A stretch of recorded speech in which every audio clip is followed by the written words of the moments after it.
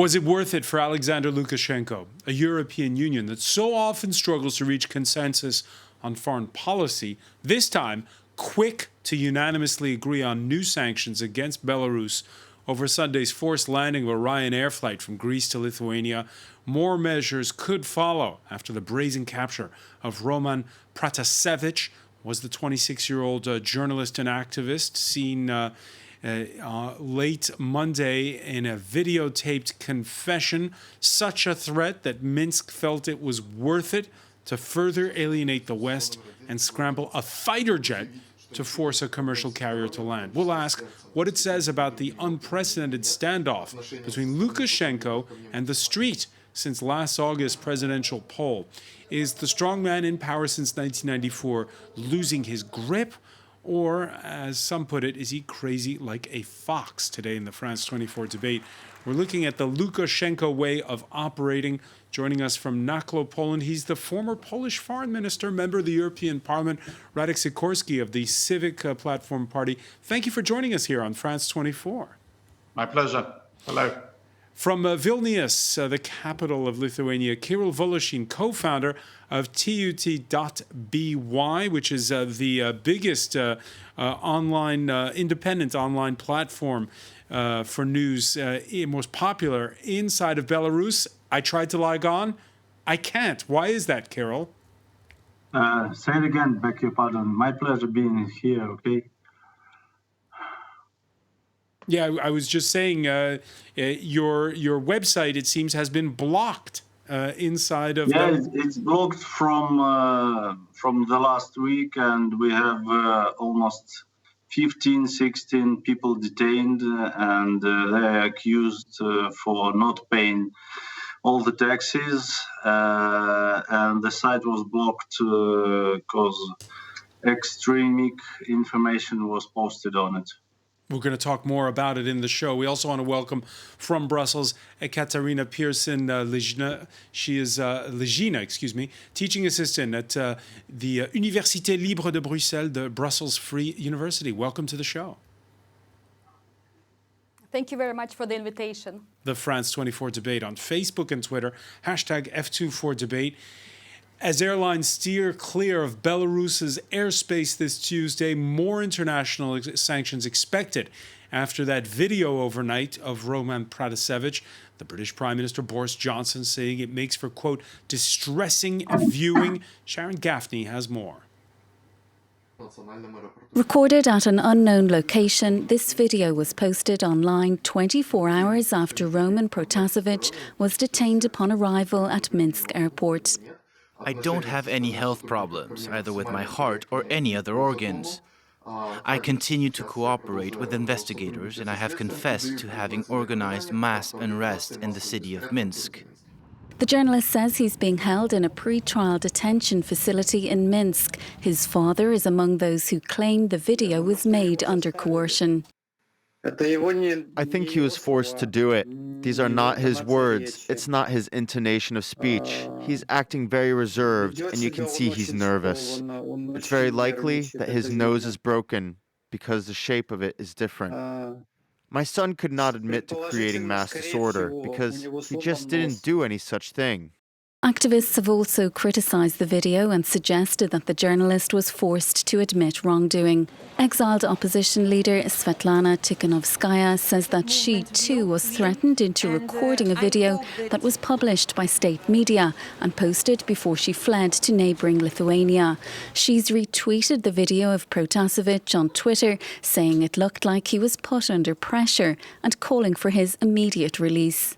Until recently, the 26-year-old worked for an opposition blog that helped to mobilise protesters during demonstrations that gripped Belarus for months after a disputed election last August. The rallies were organised to demand the resignation of strongman President Alexander Lukashenko, who's ruled the country for over 2 decades. His opponents claim his landslide victory last year was rigged. Thousands of people were detained during the unrest, many of whom were tortured or abused in custody.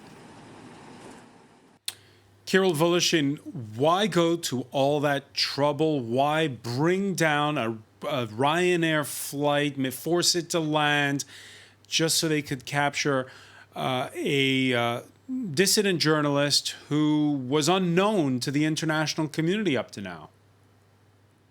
Yeah, it was unknown. He was unknown for international community, but he is well known in Belarus, and one of his channels, so-called Nexta, and the other channel he was administering or editing, they were supposedly coordinating protests in Belarus during August 2020. Is it worth it for Lukashenko to have done this? Why'd he do it? I'm not sure. They were waiting for such a reaction, and also, as you said, our web portal, national web portal, biggest in Belarus, was closed in 2 or 3 days before this accident. So we also have a version that we were blocked just to lower the degree or to narrow the information, to low down the wave about this accident. So he is like a personal enemy for the Belarusian authorities. A personal enemy for the Belarusian authorities. Radek Sikorsky, do you agree that perhaps Alexander Lukashenko underestimated what international reaction might be? Maybe, but I agree that journalists are a real threat to such regimes. Remember, Saudi Arabia lured a journalist to its consulate in Istanbul and then had him killed in a grisly manner.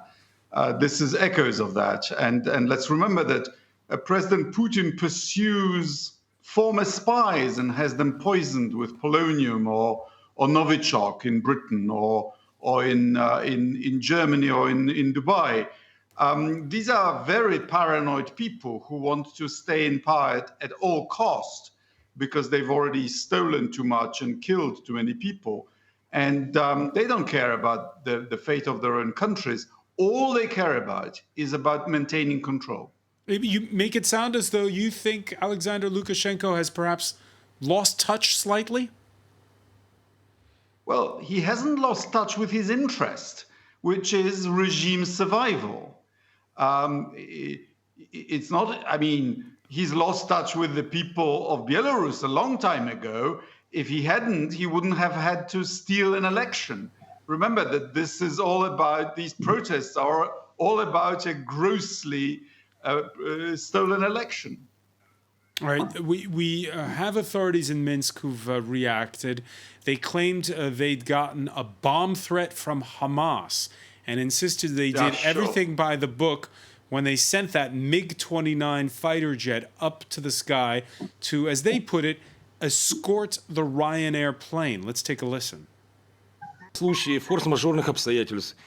In force majeure situations, such as loss of orientation by the crew, an accidental conflict of interest abroad, or when the plane is flying off course, in such situations we must send a duty crew in the air, as is international protocol. Why? To provide help to the crew captain. Just to help the crew captain there, Ekaterina Pearson-Legina, your reaction to that? Well, I would agree that the main purpose of Lukashenko in this case is to intimidate the civil society in Belarus. The part of the civil society that's now located outside of the country, in exile, in Lithuania and Poland, to show them that they are not even safe when they're in European countries.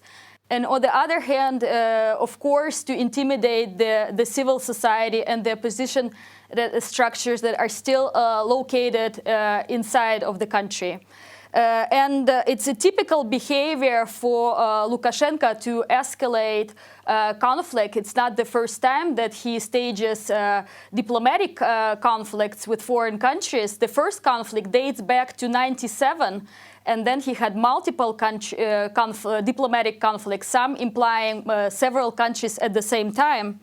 And I would also agree that this sort of a behavior is showing that he wants to stay in power by all means, and he does not think about the consequences, the impact that his behavior would have on the investment climate, for instance, in his country. So for him, it's an irrational from the European. For him, the stepped-up sanctions are worth it. I think he doesn't think about what's going to happen when he leaves the country. Now he's in the mode that he wants to stay in power by all means. And if the sanctions mean, for instance, that the IT sector will immigrate to the neighboring countries, he doesn't care about this much. So I think he just wants to eradicate any manifestation of discontent and opposition opinions within the country. All right, you talk about Lukashenko in the past picking fights with the international community. We remember those images from last August where Lukashenko was filmed with an assault rifle as he flew over the crowds that were protesting. Kirill Voloshin, is what's going on? Do you agree with what you just heard from Ekaterina, that this is in character for Alexander Lukashenko? I suppose she's right. And Lukashenko, we can are we underestimating him? Because after all, again, he got his political schooling during the Soviet era, and he's been in power since 1994. That's right.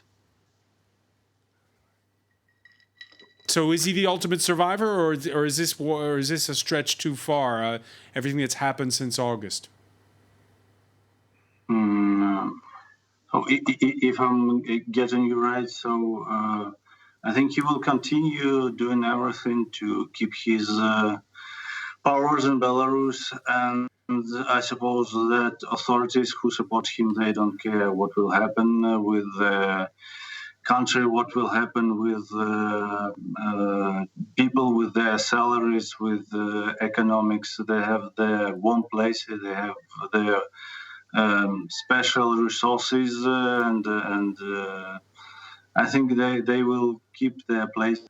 They will try to keep their warm places and warm purses as long as they could. So listening to let me bring in Radek Sikorsky on this. Listening to Kirill, it sounds like those sanctions won't hit very hard.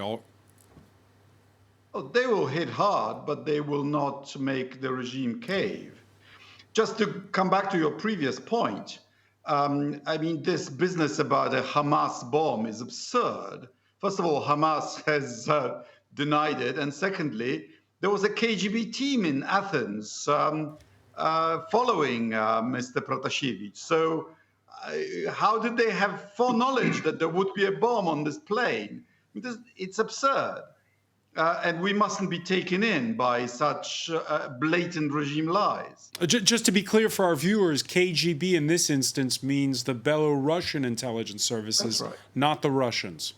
That's right. So it brings us to the point of the Kremlin, which has been careful in its comments. It denounces Russophobia. We heard a statement from their spokesperson, Dmitry Peskov, warning against any knee-jerk reactions by the West. But the language has been carefully crafted over the past 2 days. And we've seen over the 2 decades that they've known each other, it's not always been as sporting as in these images that we see between Vladimir Putin and Alexander Lukashenko playing ice hockey, going skiing together. In fact, Radek Sikorsky, tensions were high before last August's presidential election. So the question is, did Lukashenko do this on his own? Was he a loose cannon, or did he have to ask for the green light from Moscow? I think it's possible that he did it on his own. because his own security services are under his control. And he's always been very keen to purge them of Russian influences, because what he fears most is a Russian orchestrated coup, because Russia has so much more influence inside Belarus than the West does. So he knows that the main threat to his power comes from Russia.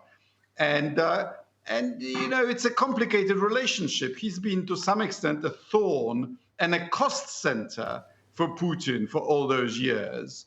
It's been a rough kind of friendship, but in the end, Kremlin always backs him because Lukashenko is an agent of the Russification of Belarus and has allowed the country's military to be essentially taken over by Russia.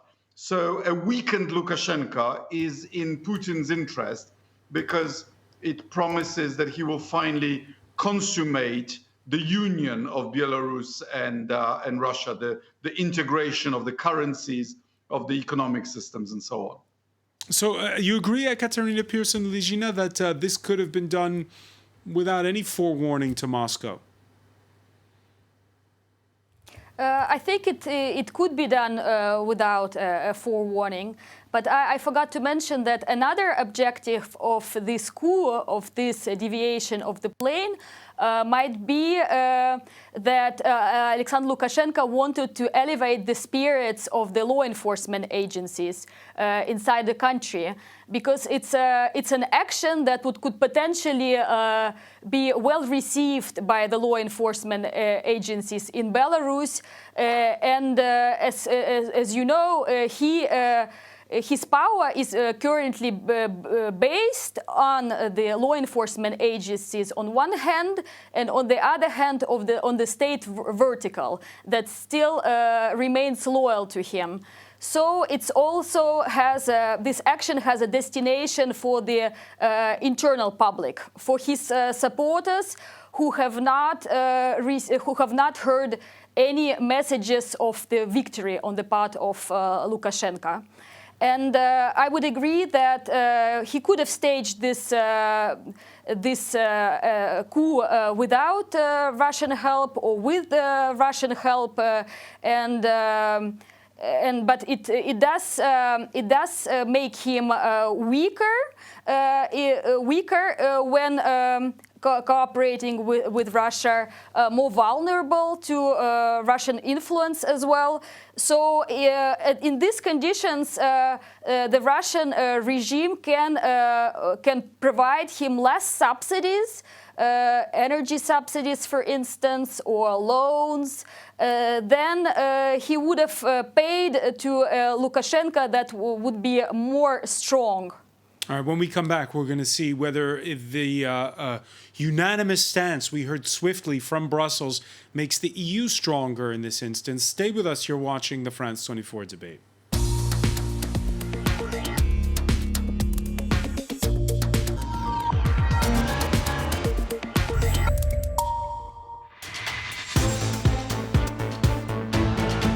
Welcome back, or welcome if you're just joining us. It's the France 24 debate, and we're pondering Alexander Lukashenko's brazen gambit by diverting a Ryanair flight so that a dissident journalist could be arrested. It's drawn swift upping of sanctions by the European Union. We're talking about it with member of the European Parliament, Radek Sikorski of Poland's Civic Platform Party, the former Polish foreign minister, who joins us from Naklo. From Vilnius, the capital of Lithuania, Kirill Voloshin, co-founder of the online news site tut.by, a go-to source for news in Belarus that's been blocked the past week. We're going to talk more in a moment about what it's like for getting news out when you're inside Belarus these days. And from Brussels, Katerina Pearson-Ligina, teaching assistant at the Université Libre de Bruxelles, Brussels Free University. Yeah, we have seen over this two-day summit that took place right on the heels of Sunday's diversion of that flight, swift sanctions. This Tuesday, you can see it on this map, the drop in air traffic over Belarus. The flight radar website tracking how there's fewer planes over its website, over its airspace, excuse me. And we heard strong language at the conclusion of that EU summit. What Lukashenko has done can hardly be surpassed in infamy. Here, the lives of more than 170 passengers were endangered in order to arrest a journalist. This is a triple attack: an attack on aviation safety, on freedom of the press, and on the European citizens on board. The international community cannot let it pass. He has crossed the line. Any dictator who toys with such thoughts must be made to understand that there is a bitter price to pay.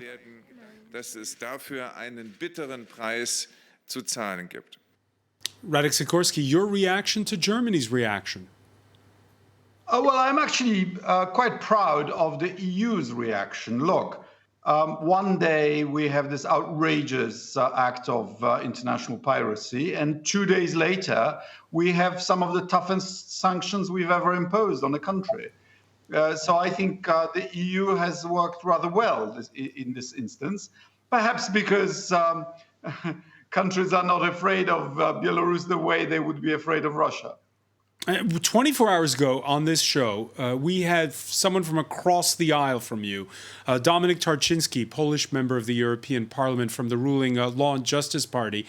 And he was blasting the Germans, saying they're two-faced because at the same time they denounced Belarus, here they are doing the deals for the Nord Stream 2 gas pipeline, and saying that Germany's enabling all of this. Your thoughts on that?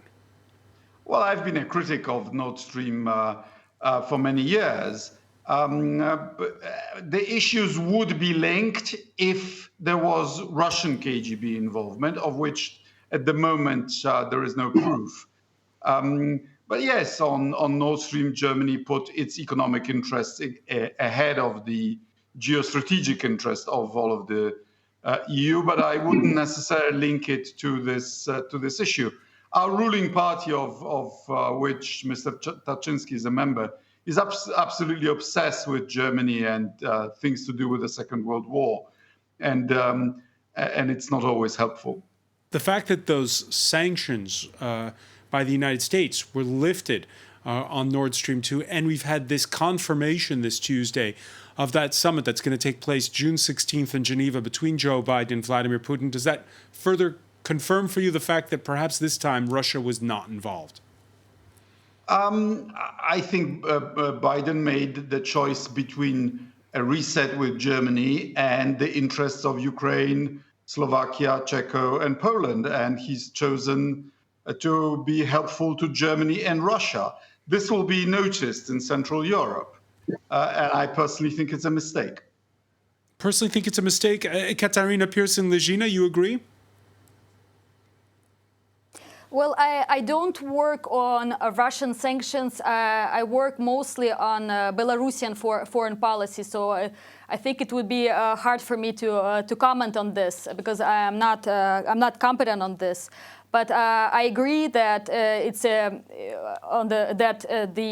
fact that the EU has showed unanimity towards the situation in Belarus.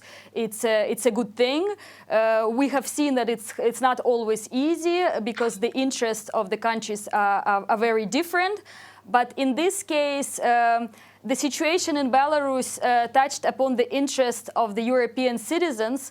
So the EU politicians had responsibility towards their populations, so they could not act otherwise, but in unanimity towards the situation in Belarus this time. But it's a good occasion to attract attention to what's going on in Belarus, because Belarus goes through really hard repression. And we have not, the reports in the media have been less visible in the recent months. So it allows, again, to put Belarus on the agenda in the European media. Yeah, and we are paying more attention. On Monday, it was new restrictions on independent media, forbidding them from covering demonstrations or even giving polls. This Tuesday, we heard of the sentence of activists, including senior opposition figure Pavel Severinets, to between 4 and 7 years in prison. Kirill Voloshin, is this just a steady drip, or has the tightening of the screws, if you will, accelerated in recent weeks? If so, why? It accelerated. There are so many people who were arrested, detained, or fined because they were wearing some socks, for example, or some stickers with national symbolics and everything else. So it's not a new process, but these sentences that, for example, mentioned before Pavel Severinets, they become longer. So we had cases like 4 years, for example, for let's say nothing, but now Pavel has 7 years of imprisonment. It's like shocking for everyone. I must say the images are quite impressive. He's extremely defiant, sitting in the dock behind that cage. Come again. I'm sorry. No, I was saying that Pavel Severinets very defiant when he's in the defendant's box in that cage that we saw those images there. It's quite startling to see those images. Yeah, he is. He is, let's say, one of the most optimistic guys who show this optimism. It's very unusual, maybe for other countries, but you haven't seen, I suppose, other quotes that we can see from August, from the last August. So there are many people who are showing signs, who are smiling, who are saying truth to judges and to people who come to the court and so forth and so on. So these are very strong people. It's like we have a saying, an expression that Belarusians are extraordinary, and as far as I know, for example, our girls, our editors, our journalists who are detained from the previous week, they also show some unreal strongness, and they can, as we know from their lawyers, they can laugh there somehow, they can get jokes and everything else. It's hard to imagine for me, but here we are, and Pavel is one of such a bright persons also. Yeah. So your website is shut down, Kirill, right. But you're still able to use, of course, other social media to keep on working. How are you getting news into Belarus these days? So we work in social medias mostly. We post our information on Telegram channels, and our editors, they mostly work offline. I mean, for sure they're online, but they work as COVID situation is very hard in Belarus, so they usually work from home.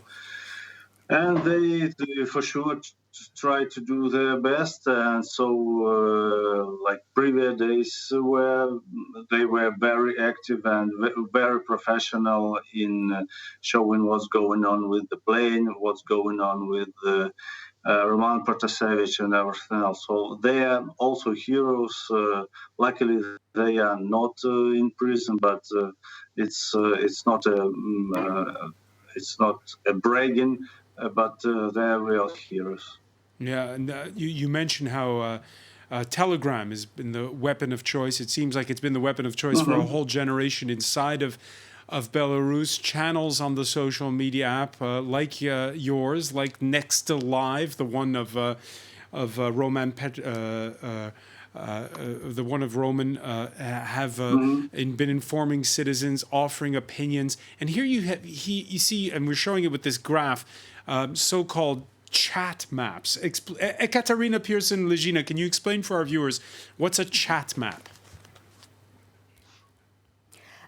It's a chat map that covers the entire Belarus, and it's a map where you can find a local Telegram chat, and you can connect with people who live in your area and who are anti-Lukashenko.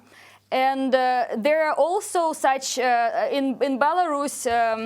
There are around 700 of those local Telegram chats, but there are also Telegram chats in different European countries, and not only European countries, that unite the Belarusian diaspora as well. So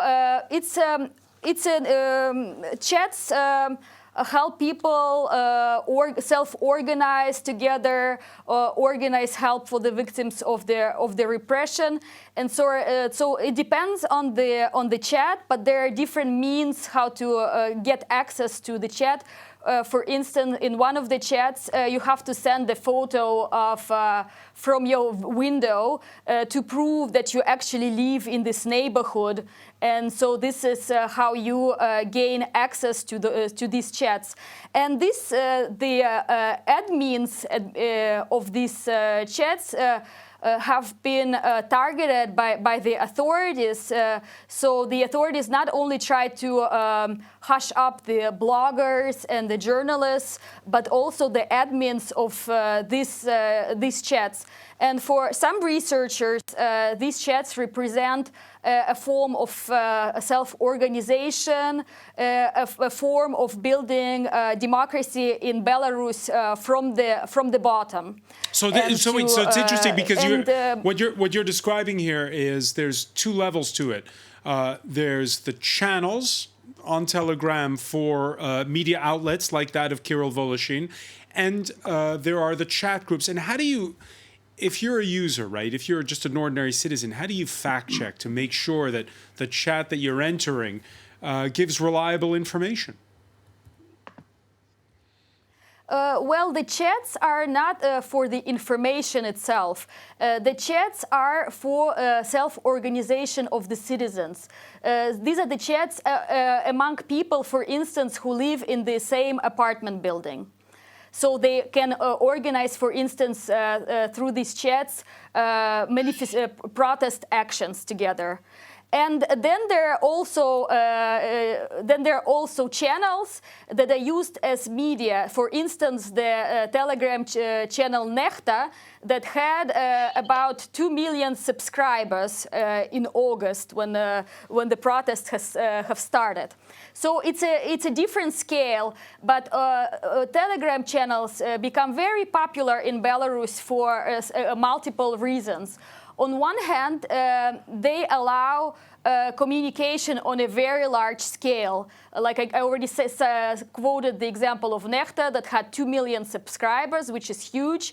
On the other hand, when the mobile internet is shut down on the demand of the authorities, like we have seen in August, in October, in Belarus, then the Telegram channel still remains available through VPN, so people can still have access to written messages in the Telegram channels, and that's why Lukashenko was very against Roman Pratasevich and the Nechta channel because in August they pointed out to the location where the protesters gathered. So they sort of, in some way, they coordinated the protest in August and October. So Radek Sikorsky, the court of public opinion seems to sway wildly when it comes to social media. When we had the Arab Spring, people said, oh, this is great, we can have leaderless revolutions. Under Donald Trump here in France and in other places, people complained about all the disinformation and how easy it was to spread. What's your reaction when you hear Ekaterina and Kirill describe how citizens are organizing themselves over Telegram? Well, we need to regulate social media in a sensible manner because it's not right that owners of these algorithms and of these platforms decide who has access and who doesn't to the agora of a modern democracy. This should be regulated by public law. I'm on the whole against anonymity because I think citizens, rather than anonymous trolls, have citizens' rights. But of course, there are exceptions in non-democracies where we should help to have to avoid censorship. But like every wonderful invention before it, the internet has some downsides.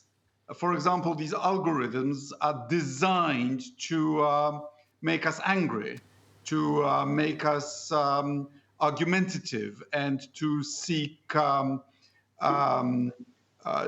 keep us in front of our screens instead of being conducive to civilized debate. And this needs to be regulated. And I think the European Union will be a source of solutions on this globally, because China or Russia won't do it, and the US Congress is captured by special interests.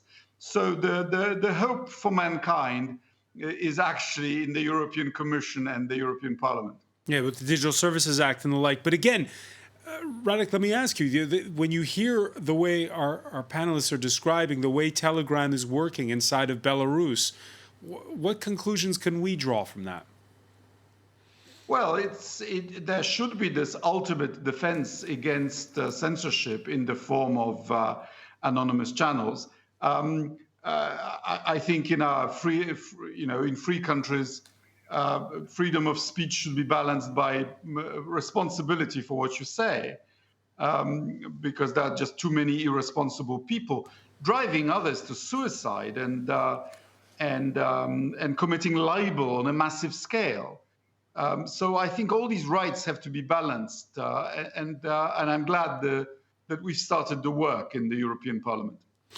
Before we go, Kirill Voloshin, let me ask you a personal question. With the capture there of Roman Pratasevich, how are you feeling personally? Do you feel intimidated? Well, actually, yes. And we have some politicians that say, like, let's, for example, use ambassador cars for driving through the border from Lithuania or from Poland to Belarus, taking some politics from this country in the boot. So maybe they can imagine even some journalists or some businessmen taken in the boot, kidnapping them from one country to another using these diplomacy cars. So yeah, it sounds not optimistic for us here. Not optimistic, but the world's attention is on you right now. Hope so. All right. I want to thank you so much for joining us, Kirill Voloshin from Vilnius, the capital of Lithuania. I want to thank Ekaterina Pearson-Legina in Brussels, Radek Sikorski in Naklo, Poland. Thank you for being with us here in the France 24 debate. Żyje Belarus.